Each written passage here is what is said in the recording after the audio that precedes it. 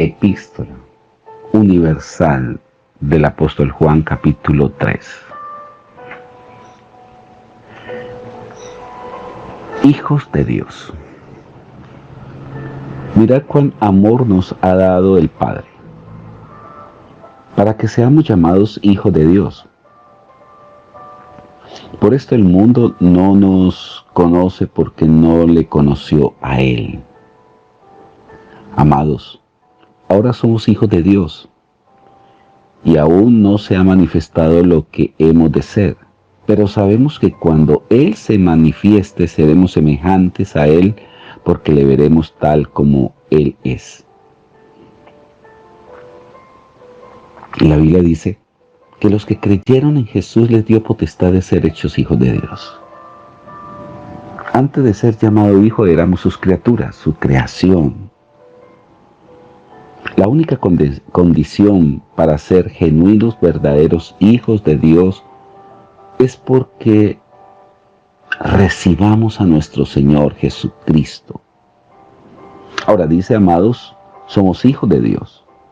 Es decir, no todos son hijos de Dios. Aún más Jesús le dice a los fariseos, ustedes son hijos del diablo. Pero también dice aquí, seremos semejantes a Él porque le veremos tal como Él es. Cuando Jesús resucitó, resucita en un cuerpo glorioso, indestructible. Esa misma naturaleza, ese mismo cuerpo de gloria, serán para aquellos que también postreramente resucitarán en Cristo después de la muerte.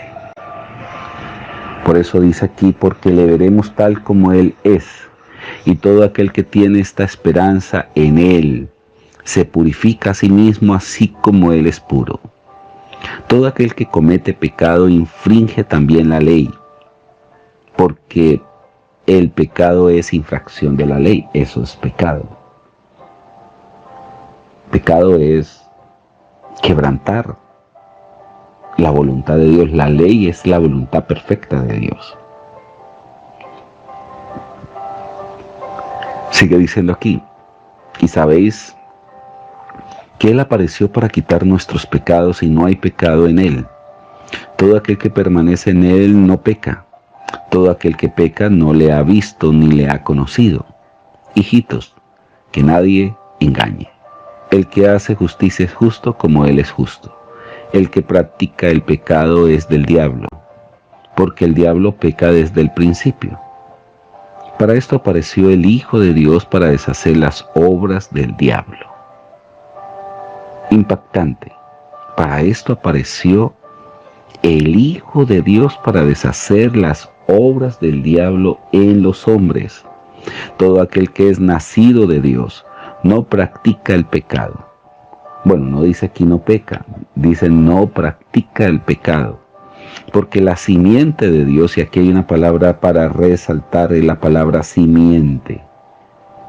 Recordemos desde el inicio de la Biblia, en el libro de Génesis se habla de la simiente de Caín, la simiente de Abel.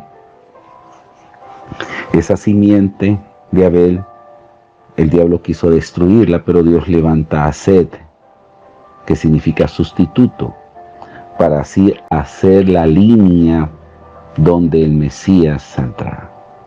Esa simiente, no dice la simiente, sino la simiente de Cristo, esa simiente es la que nosotros debemos de tener. Por eso la Biblia dice en 1 de Pedro 1:23, renacidos por la palabra, no de simiente corruptible, sino de simiente incorruptible. Y aquí nuevamente dice, porque la simiente de Dios permanece en él y no puede pecar porque es nacido de Dios. ¿Quién es el nacido de Dios si no es aquel que ha nacido de nuevo? Si alguno está en Cristo, es una nueva criatura. Las cosas viejas pasaron, Dios hace cosas nuevas. En esto se manifiestan los hijos de Dios y los hijos del diablo. Aquí dice hijos de Dios e hijos del diablo. Todo aquel que no hace justicia y que no ama al hermano no es de Dios. Por eso habla de la naturaleza divina. Hemos sido renacidos con una nueva naturaleza. No como Caín, que era del maligno y mató a su hermano. ¿Y por qué causa le mató? Porque sus obras eran malas y la de su hermano eran justas, la de Abel. Aquí están nuevamente las dos simientes. Es muy importante estudiar profundamente las dos simientes. Le invito, mi querido amigo, a estudiar este maravilloso tema llamado las dos simientes. Como tarea, busque la palabra simiente en todo el trasfondo de la Biblia. Subrayela. En un buscador bíblico va a encontrar cuántas veces aparece la palabra simiente. Son dos simientes. La pregunta es, ¿usted a cuál pertenece? Esa simiente tiene la naturaleza de Dios, esa simiente tiene la vida de Dios, esa simiente es incorruptible, esa simiente tiene promesa de vida eterna. Dios ha hecho pacto con esa simiente. Esa simiente tiene la naturaleza de Cristo. Hermanos míos, no os extrañéis si el mundo os aborrece. Nosotros sabemos que hemos pasado de muerte a vida. Por eso dice que estábamos muertos en delitos y pecados, pero Dios nos dio vida cuando llegó a nosotros. En que amamos a los hermanos, el que no ama a su hermano permanece en muerte. Todo aquel que aborrece a su hermano es homicida.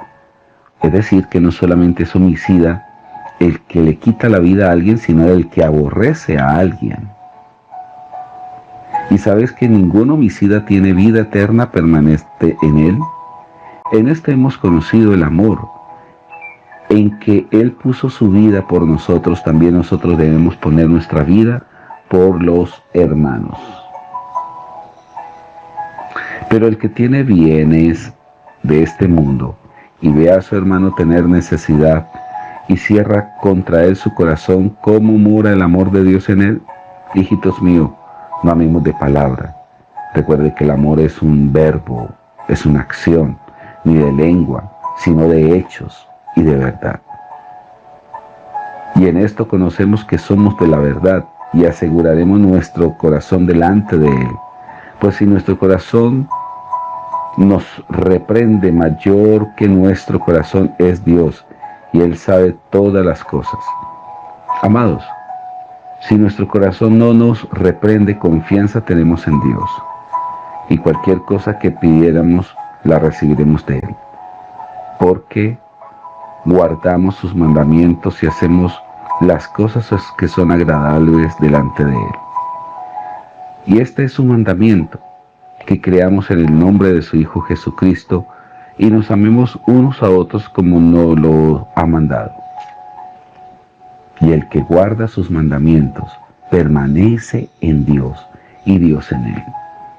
Y en esto sabemos que Él permanece en nosotros por el Espíritu que nos ha sido dado. La Biblia dice que a través del Espíritu es que nosotros hemos cumplido la ley, obedecemos la ley. Estaremos mañana con el capítulo 4, profundizando más respecto a esta hermosa epístola universal de San Juan. Muchas bendiciones.